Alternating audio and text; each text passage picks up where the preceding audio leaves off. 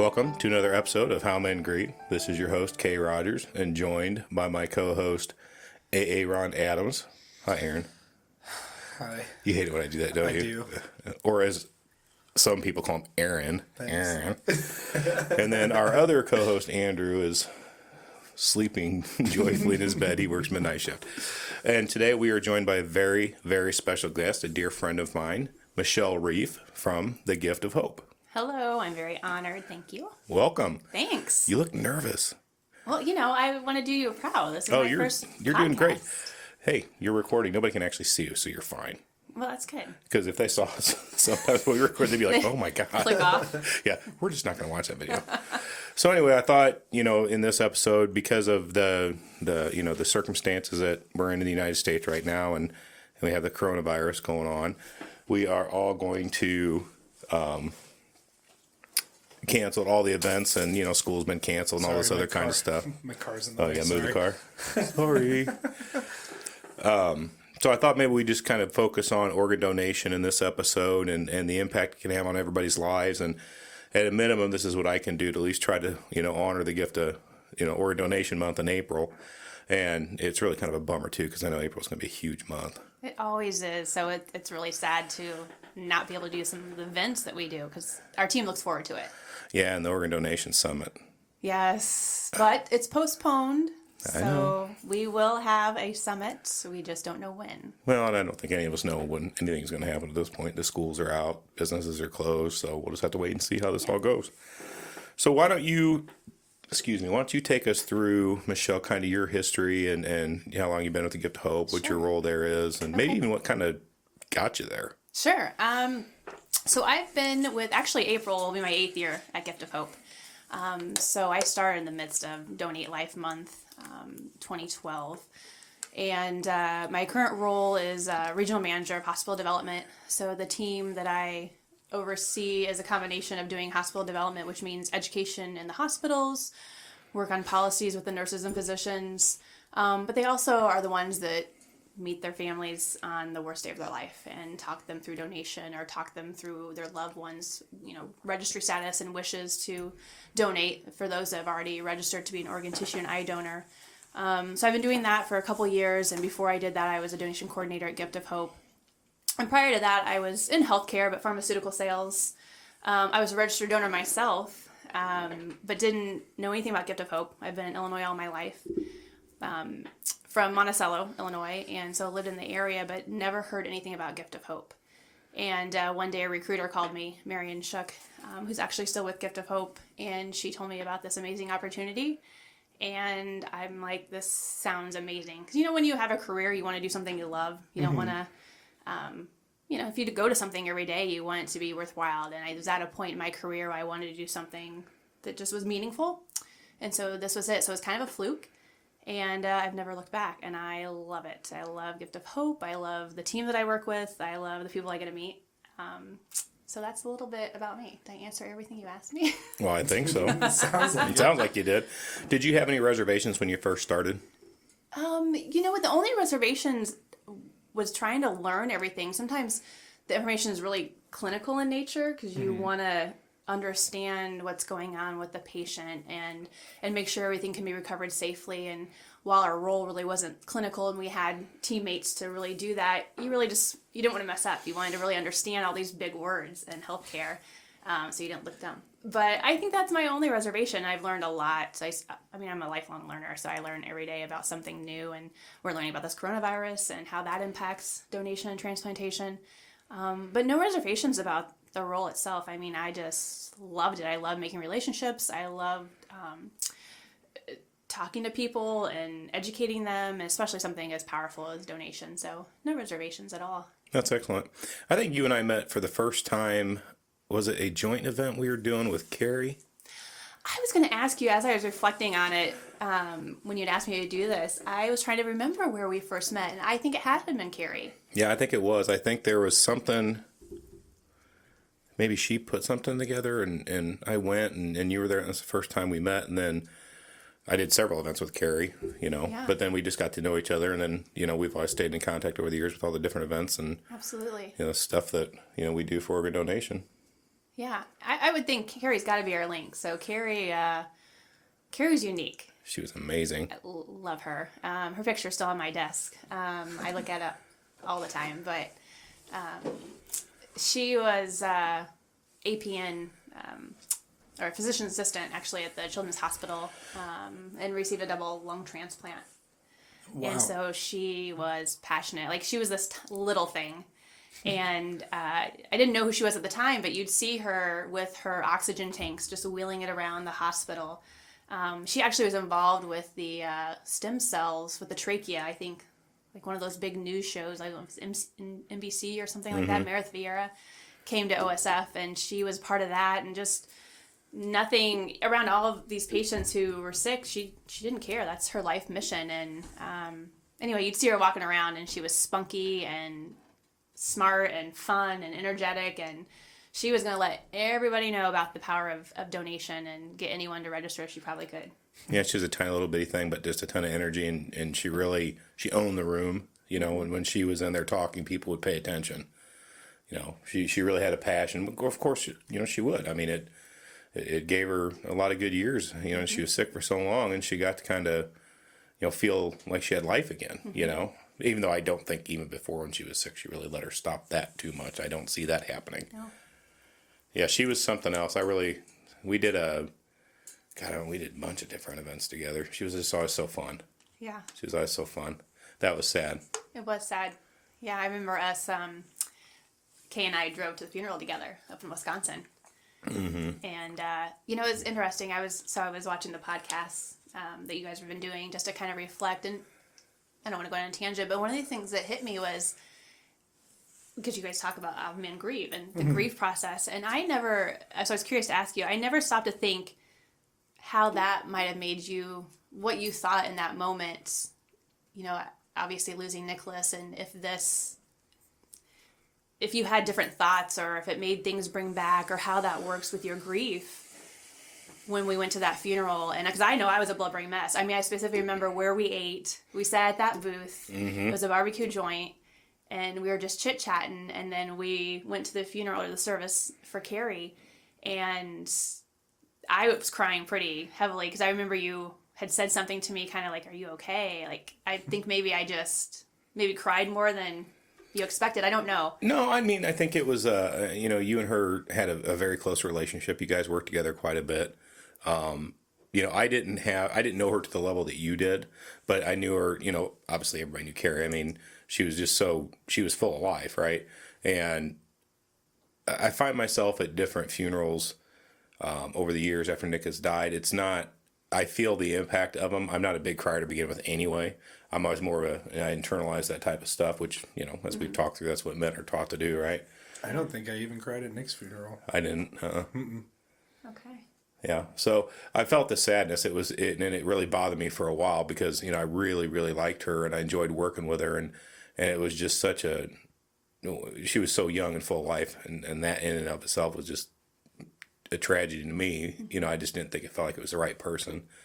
And then just the enjoyment you got just being around her. Mm-hmm. You know, you almost felt like you got cheated a little bit, you know, because she was just such an amazing, tiny little person. Yeah. She really wasn't very big, but she had a lot She was mighty.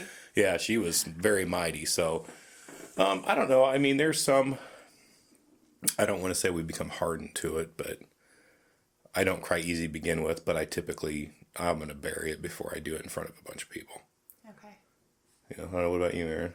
I don't cry at funerals, but I cry watching Disney movies. So I don't know what that says about me, but yeah. Whoa, we'll talk. Have you seen The Good Dinosaur? Yes, That is the love that one. saddest Disney movie ever. Everybody talks about Up being super sad. The Good Dinosaur is sadder than Up. Really? I thought Up wasn't sad. I thought it was The encouraging. beginning of Up is so sad. I'm like you. I'm glad you told me because I don't like things that make me cry. I really don't. And so Disney movies make me cry too. A commercial with a story and a meaning, and I'm like, I even brought my Kleenexes today in case I don't know where this was going to go. That sounds just like your mother. Pam will cry at anything. She'll cry to commercial. I'm like, are you crying? No. No. I got some in both my eyes. Yeah. No, I've never been a big crier at funerals, though. I don't think even when I was younger, like losing a grandparent or anything, that I cried at their funerals. I don't know what it is. but yeah, I guess maybe it's what Kay was saying. It's kind of like a bury it thing, but I don't know that I ever do it consciously. Sure. It's kind of, I'll do it on my own time at home or wherever. Yeah, that's kind of more what I do. You know, I don't think I ever really cried that much in front of you kids ever until after Nick died. And then I was kind of a hot mess there for a while, but, you know. I honestly don't even know if I ever saw you cry at the time. Like when Nick died. No, I didn't have time. I don't know if I ever witnessed. I'm sure it was happening. Obviously, it was happening, but I don't think I ever witnessed it. No, I didn't have time. I'd do that behind the closed doors. And I think we talked about that in our earliest episodes about how you felt like you had to be the rock and everything for everybody. And so I think you probably suppressed that pretty well. Oh, sure. Well, Not well. you know what I mean. In that minute. Yeah. For that minute, it always comes back. Anyway, so we segued quite a bit there. But no, I don't. That was a tangent To answer your and a half. question, I don't. I typically don't get overly emotional at funerals or otherwise. Usually, you know, I didn't with my dad's, either one of them, and I didn't with my grandparents. I might cry when you die. We'll see. You guys would probably throw a big party.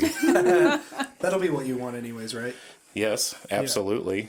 You got to celebrate somebody's life. You don't have to spend your whole life grieving their death. We're all born to die, That's a good point. right? Yeah.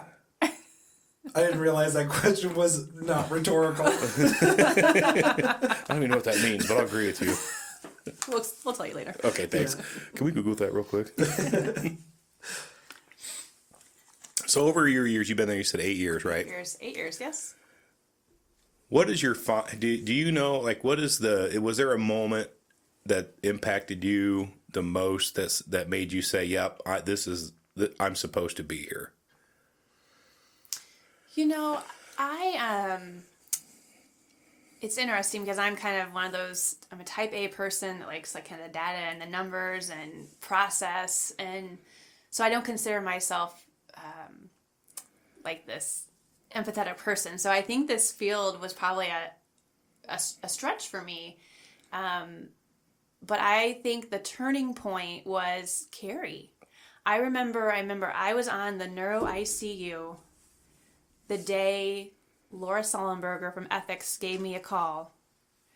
And she said, I already knew Carrie was in the hospital and we were supposed to go to the University of Illinois football game together, Carrie and I and my family.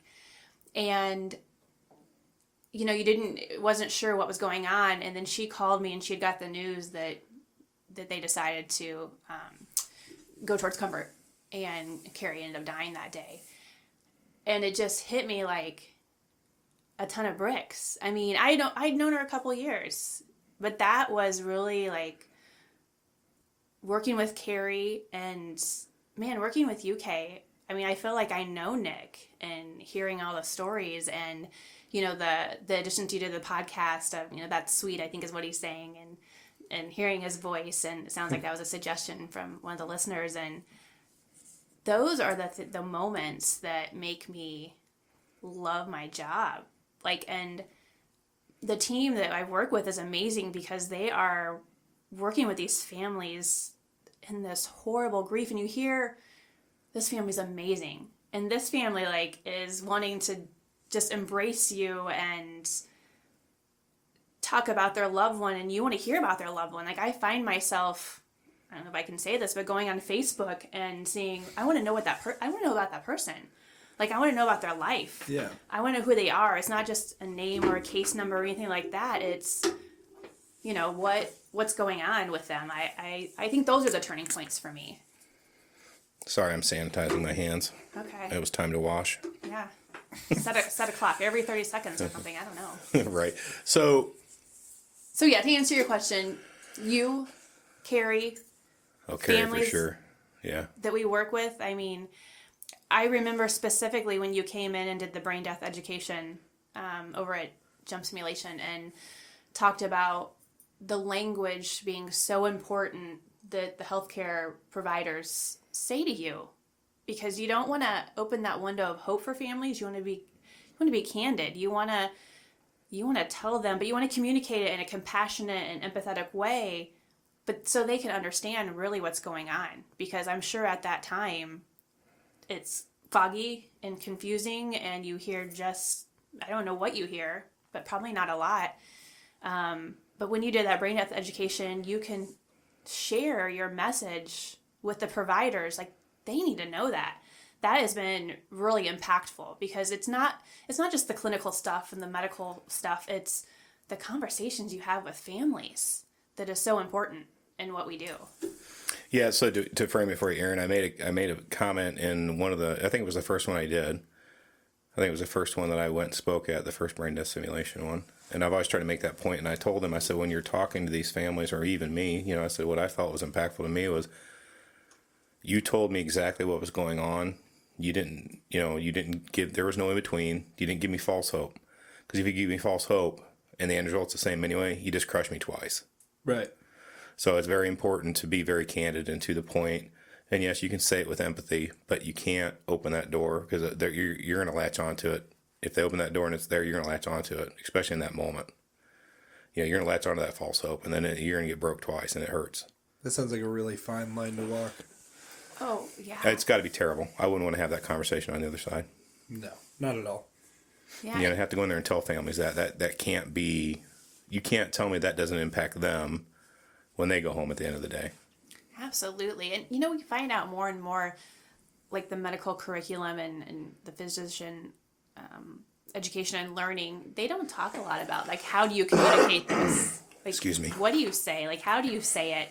And we're learning that is, I think, a little bit more important. Like, that's the important piece. Like, Dr. Deepak Nair at OSF, he's amazing and so eloquently, and we've worked to have these crucial conversation simulations with the residents, because those words, they stay with that family sometimes, depending on what they hear, but it makes all the difference. Yeah, I went to the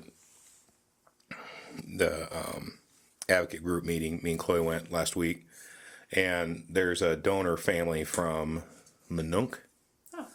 And she was saying she was going to talk about the brain death simulation. So I didn't get a chance to talk to her. I wanted to kind of understand about, because she had lost a son.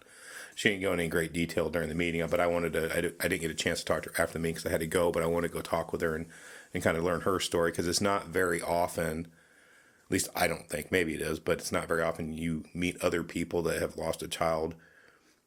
And I'm assuming it's somewhat similar to how Nicholas was gone, right, with the brain death. Right. But then they can still keep the organs viable and do that donation, because her son gave as many organs as Nick did.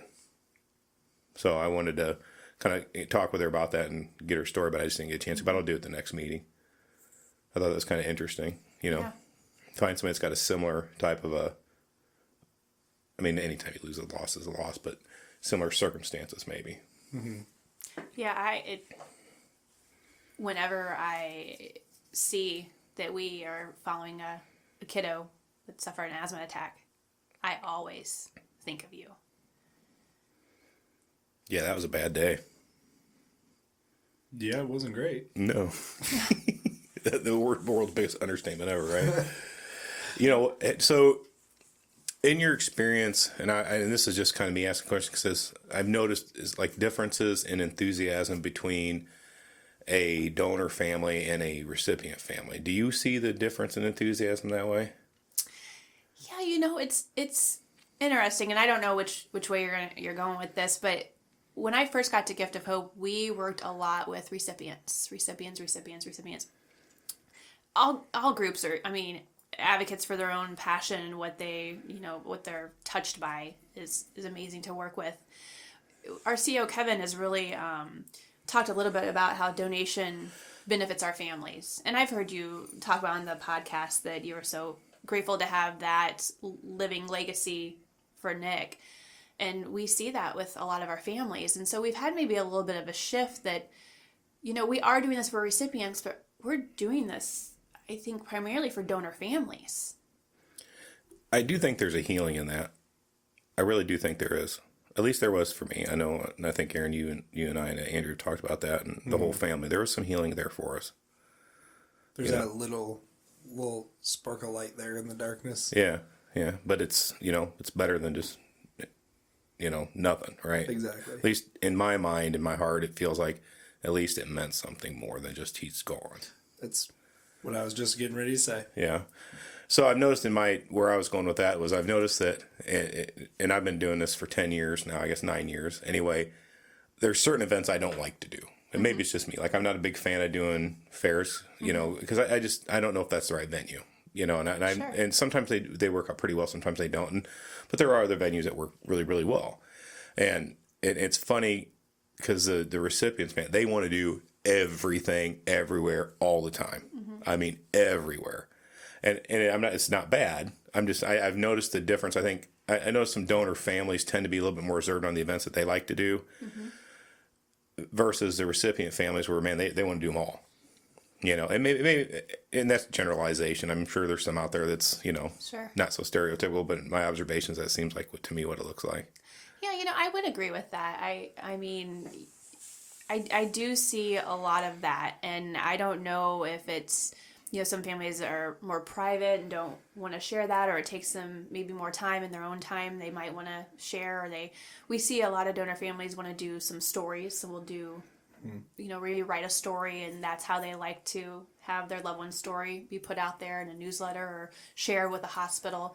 But I do, you know, see, like, Susie Sturm comes to mind, and, you know, she's a liver recipient, and she's wanting to do everything all the time, and she's an amazing advocate. And but you're right, I do think that, but I don't know why that is. Do you think it has something to do with the donor family is dealing with a loss, and the recipient family is dealing with a gain? I think you're probably right. I think there's probably a lot of that. You know, it's a newfound lease on life with the recipient, and so they're in a different stage of overjoyed. I mean, they get to have a second chance, and that's not the case with the donor family. Yeah, I think for me, when I've worked different little community fairs and stuff like that, and it's harder to tell my story for it to make an impact in that type of an environment. Yeah. So if I'm going to grab somebody at a county fair, they don't really want to hear that right now, right? You know, but a recipient, I mean, hey, look me, I got a second lease on life because I'm an organ recipient. Come here, you know, and that's great. And I'm not saying it's, you know, but it's hard to say, hey, come here, let me tell you about organ donation, and then I got to kind of go into get into our story just a little bit, even if it's just for 30 seconds. But they don't want to hear that. It's kind of a downer. Yeah, I mean, and that's kind of where I'm going with it. It really is. It's like, man, you were killing my buzz here. I'm out. Yeah. I'm going to the beer tent. Right. You got a point.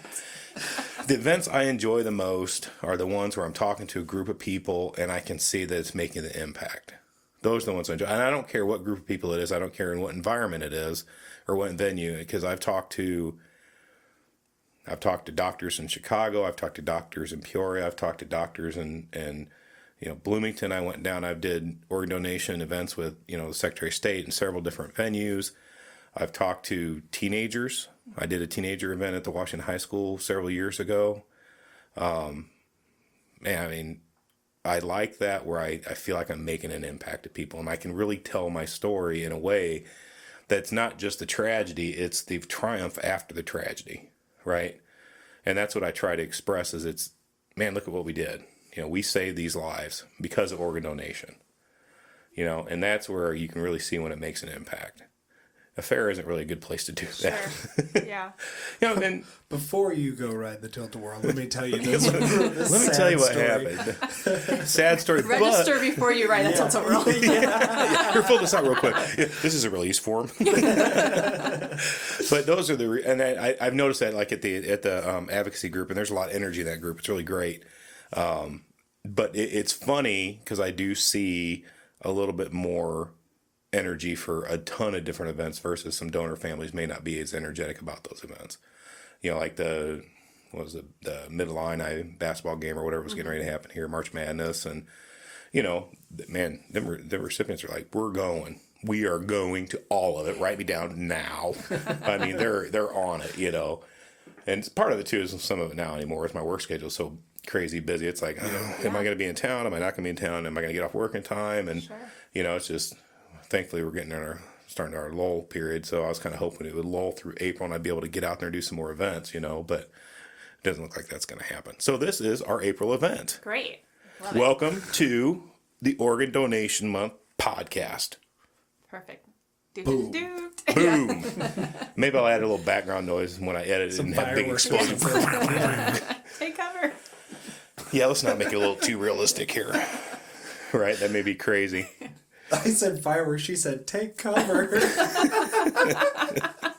All right, so I got to tell this story. When we're talking about the CEO of the Gift of Hope, and I hope it's okay if I say his name on here. It's Kevin Samant. Did I say that right? Yes. Okay. So him and I were doing an event in Bloomington, and Heidi Scheiberger, I think, was still working for the Gift of Hope. Great person too. Another great advocate. And it was a hospital in Bloomington, and they were raising their first donor flag. And so the CEO great lady, super cool. I mean, she was just really a great lady. And we got done with the event, and the Secretary of State was there, and we were up they had this big room with all these windows lined up, and you could see the flagpole, and then to the left of the flagpole, there was this big parking lot. And they had cake up there, and everybody's kind of celebrating them raising their first donor flag, right? Amazing thing. So her and I are standing there, we're just talking, and yeah, that's really great. And we were just going back and forth, and I looked to my left out in the parking lot, and I look, I'm like, you have a naked girl running through your parking lot. What? Yeah. So there goes this. She goes, what? I said, yeah, you got a naked girl running through your parking lot. She looks and goes, she's really naked running through a parking lot. I said, yeah. So here goes this girl running naked through the parking lot, and here comes this security guard built like myself. So he wasn't running real fast. And then this little white truck pulls up. She jumps in, and they take off. I'm like, this is the best organ donation event ever. Wow. That's not on the agenda. Hey, who penciled that person in? Yeah. That was hilarious. I'm like, who would have ever thought at an event like that, something like that would happen? I'm like, what is going on? Well, it's close to the college campus, so I'm sure it was some stupid dare or something. But I told Kevin Samant that because I got the Life Saving Leaders Award in 2014. Let me think. 2014? It's in here. Or wait, yeah, 14? 2013. Oh, wow. I was a year off. And yeah, in 2013. And you can look through that stuff. There's actually his original. I was looking. Yeah. Does that person still work for the Gift of Hope? They do not. They do not. Ernie. Oh, yeah. Yeah, real nice guy. Anyway, I told Kevin that story before I went up there, and I walked up there. He's like, I'll never forget that. I'll never ask you to tell me a story again before you come. Because that's all I could think of. Kevin's another great guy. I mean, he's really taken the Gift of Hope and really, really grown their presence in the communities. 110%. I mean, I truly believe. So he came in December the same year that I came, or maybe it was January of 2013. So a few months after I was there, and I hand him. I think he has single-handedly. He's very passionate and aggressive, but in a vision-oriented mentality. Like he was like, let's take some risks. Let's throw some things against the wall. Let's do things differently. And we've evolved and have had record-breaking years. We've helped more people and touched more families, and I attribute that to him. Well, and the growth downstate, right? I mean, he's grown the Peoria area, they've grown the Springfield area, Bloomington. I think what they put some focus on in Champaign too, is that right? I mean, they're really getting out there and growing in a lot of different areas that really needed that attention. Absolutely. I was thinking Jane. Oh, yeah. Was the donor family, or what do they call them? The donor volunteer coordinator. Volunteer coordinator. And I started that in 2011. Is when I met her for the first time. We met at One World Cafe in Peoria because I had filled out the application online, said I wanted to do advocacy work, and then we met. And then I had to do. There was 2 different trainings you had to take. One was working community events and stuff and how you would do that, and the other one was public speaking. So I had to drive to Chicago both times and do both those at the Itasca office. So I did both those trainings. And then Heidi took over shortly after that, I think. Mm-hmm. And then after Heidi, it was Diane. Diane, yeah. And now it's Olman. Olman, yeah. And I have yet to meet Olman face to face, I think. Oh, okay. He's great. No, we may have met Olman once. I don't know. You meet so many people, it's hard to. You do. But yeah, it's hard to believe how time's gone by. But things have changed so much. It's unbelievable. Aaron just sitting there like, I don't know what to There's say. just a growing list of names of people I've never met. We're going to quiz you later. Yeah, you write all this down. Surprise test.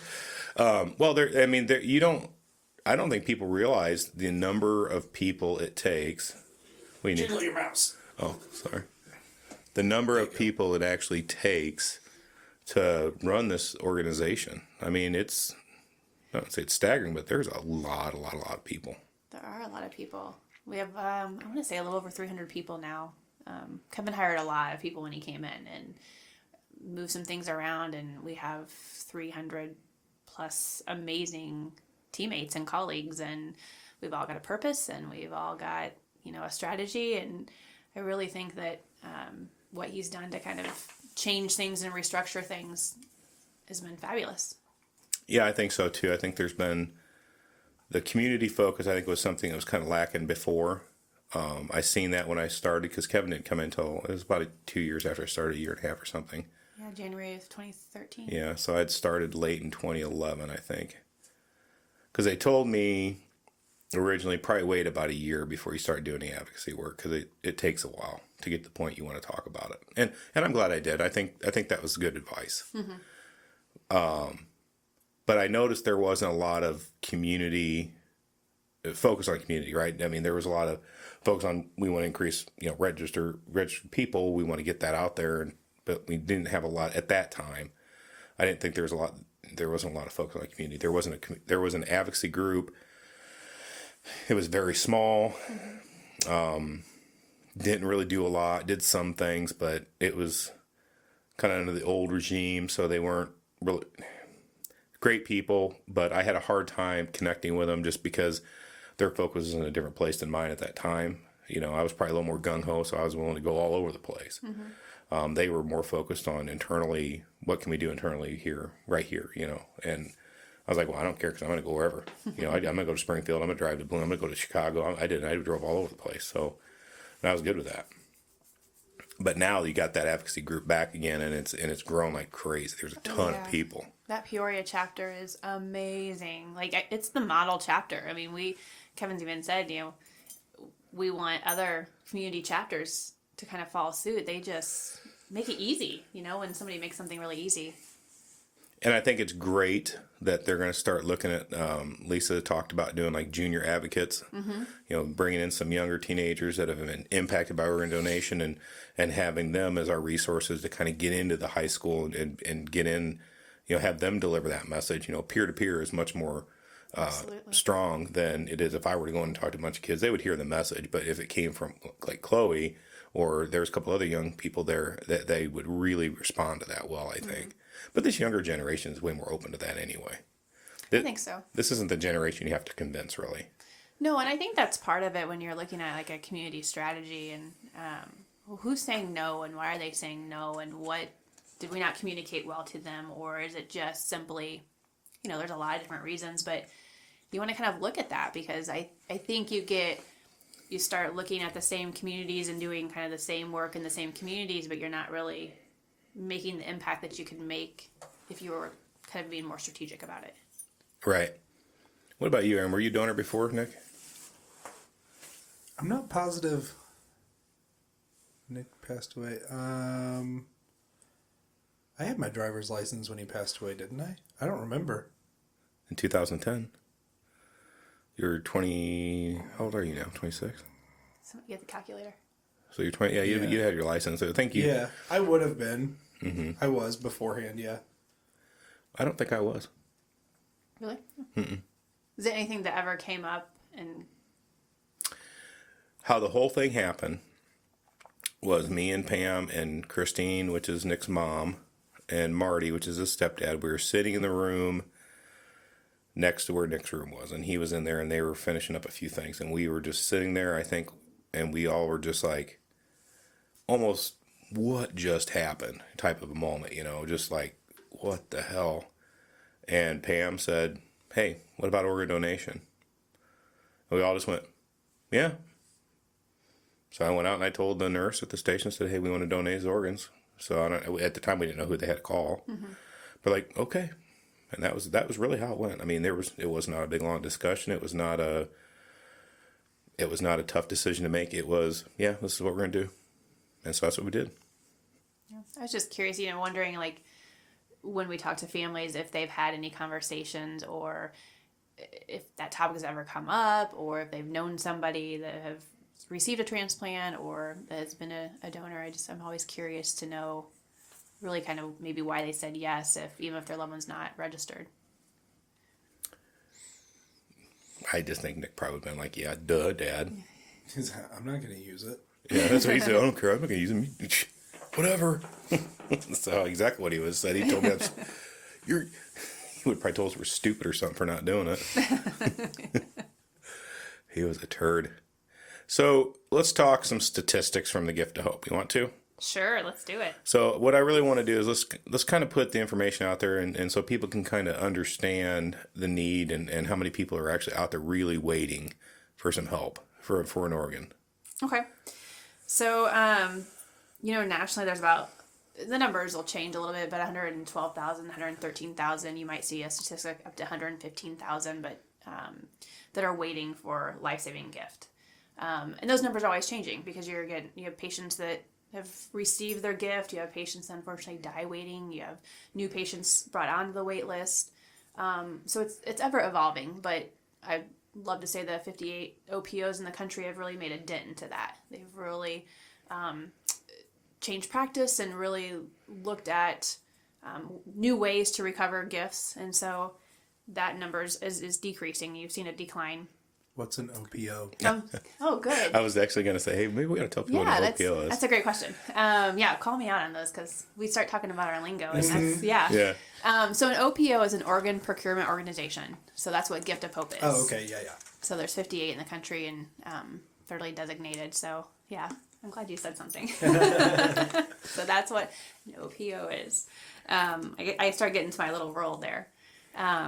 But yeah, so we Gift of Hope last year. So the last several years we've had record-breaking years.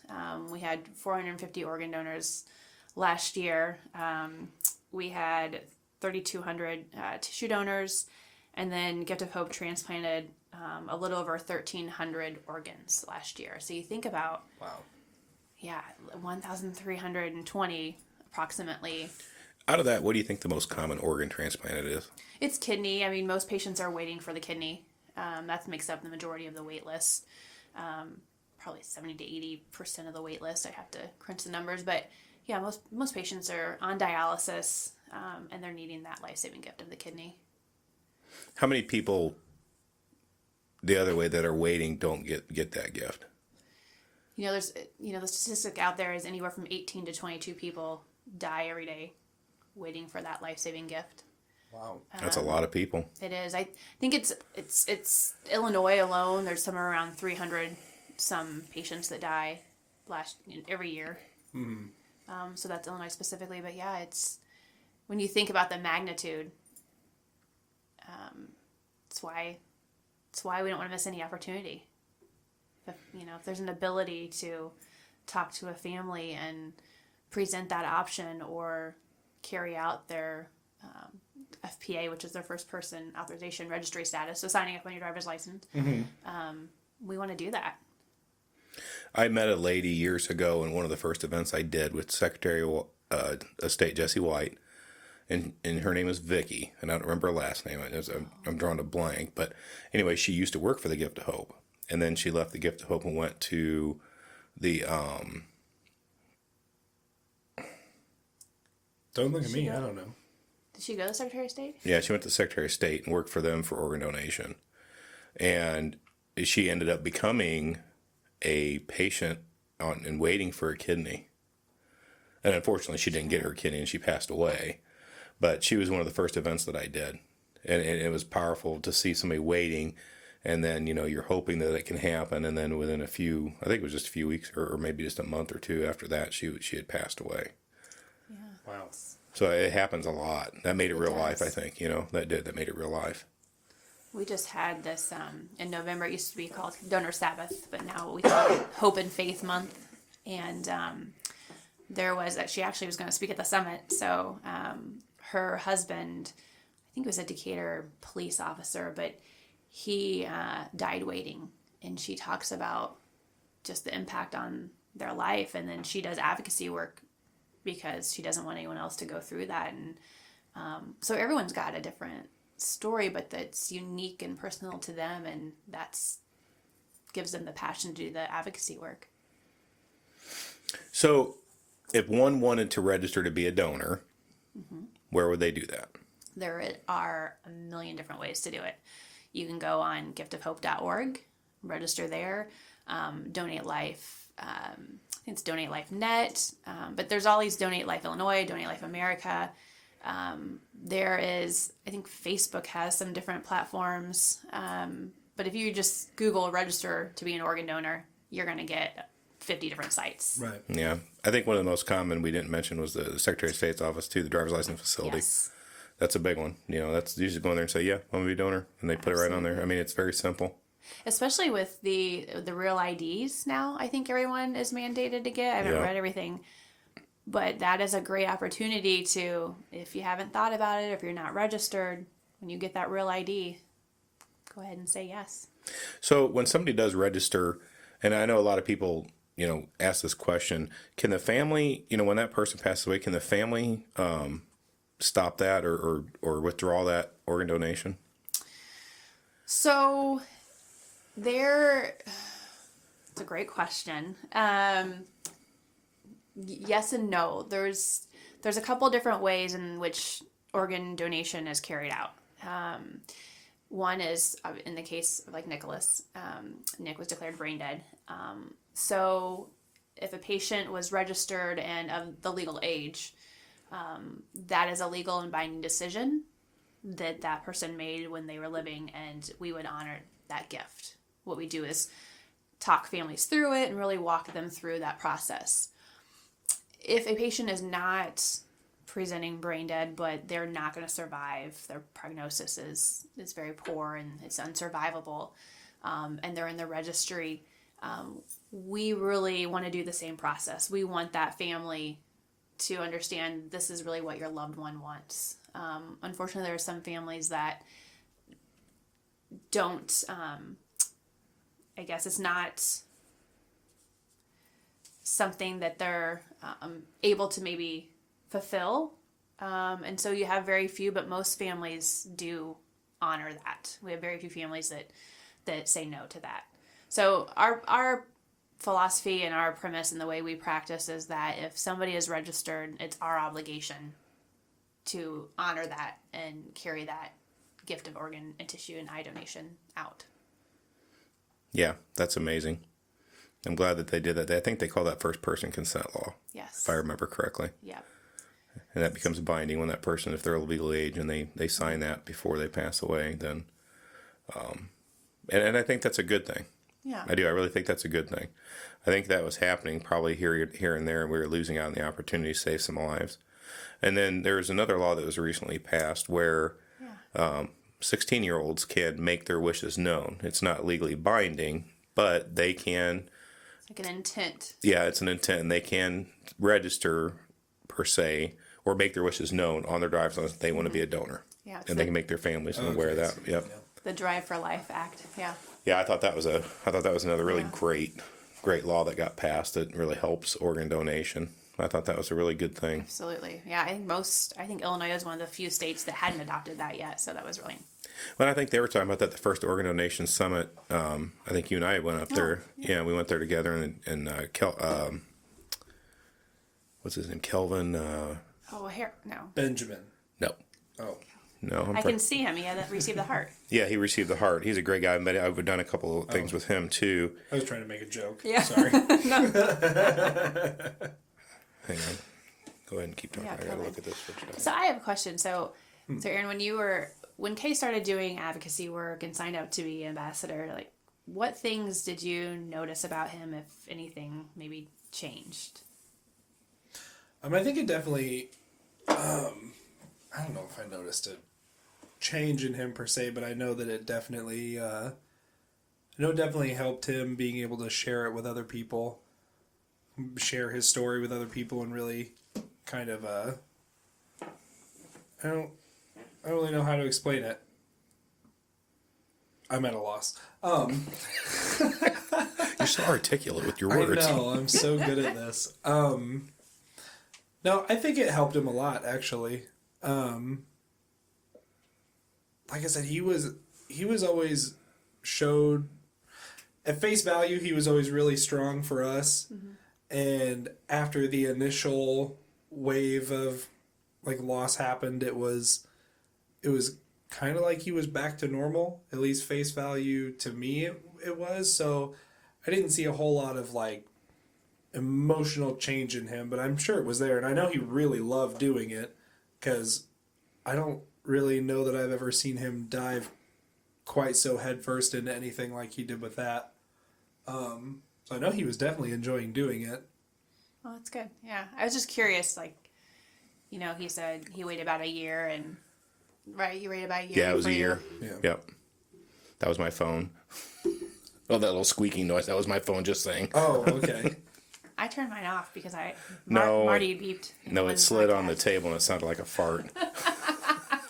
Kay's vibrates in almost every podcast if you listen for I it. actually put it on silent this time Good for that job. exact. I'm like, I know, I'm going to remember. It's almost every episode. And there's a- everyone, you always turn your head and cough. Yeah, I do. Can't help it.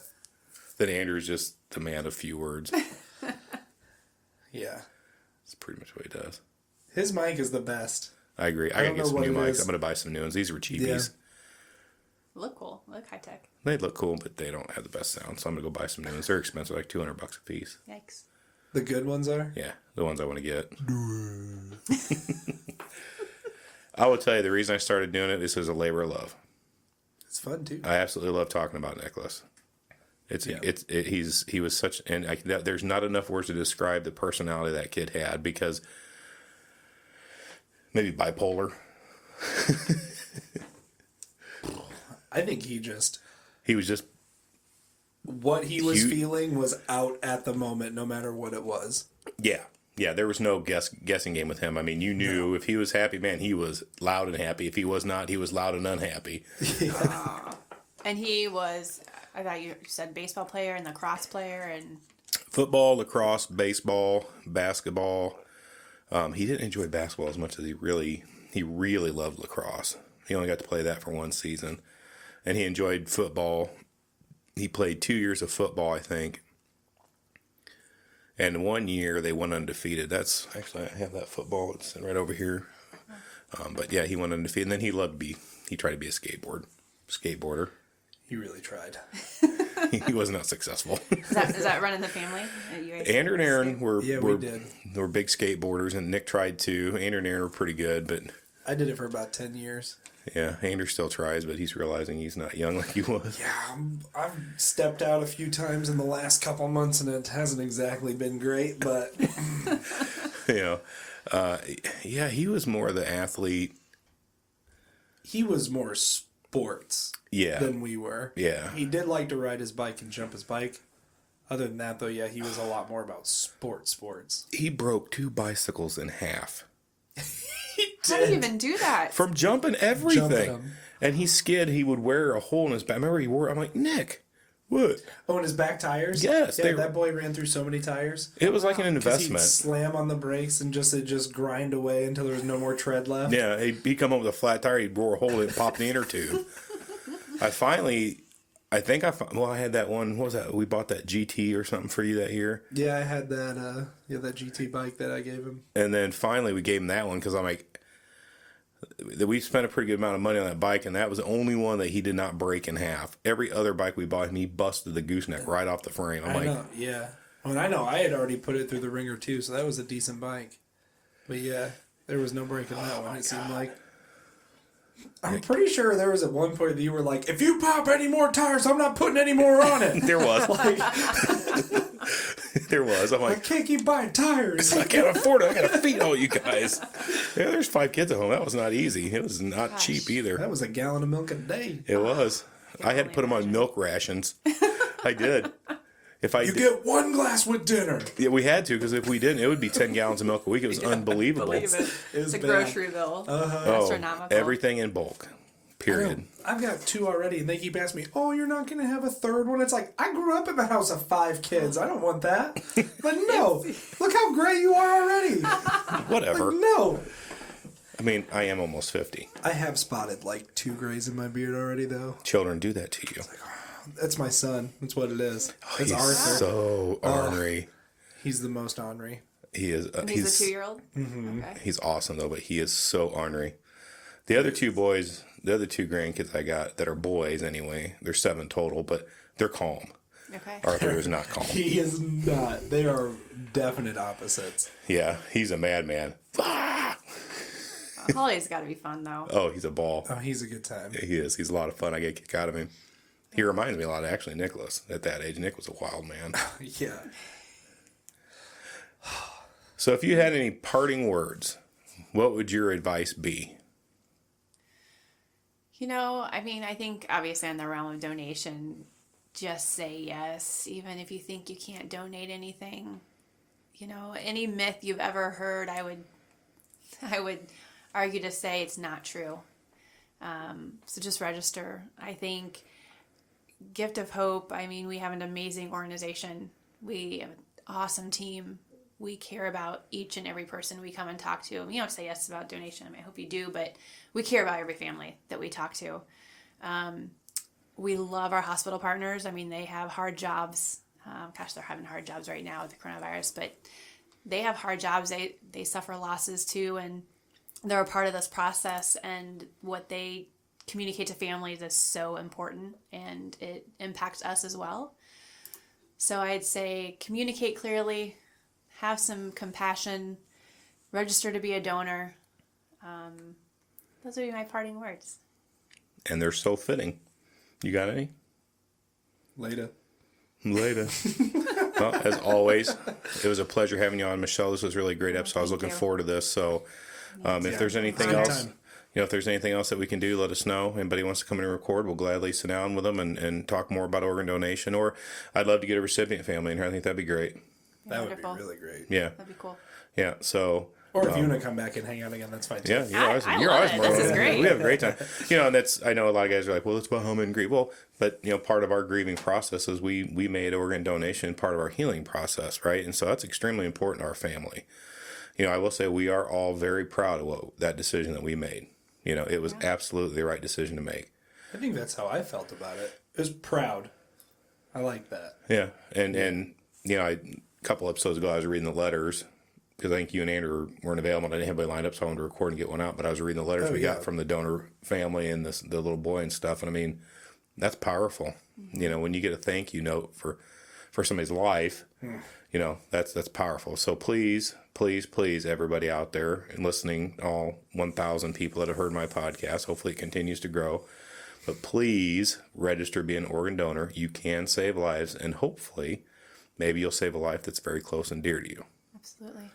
So, with that being said, pain is pain. So let's talk about it. Until next time, peace. Peace.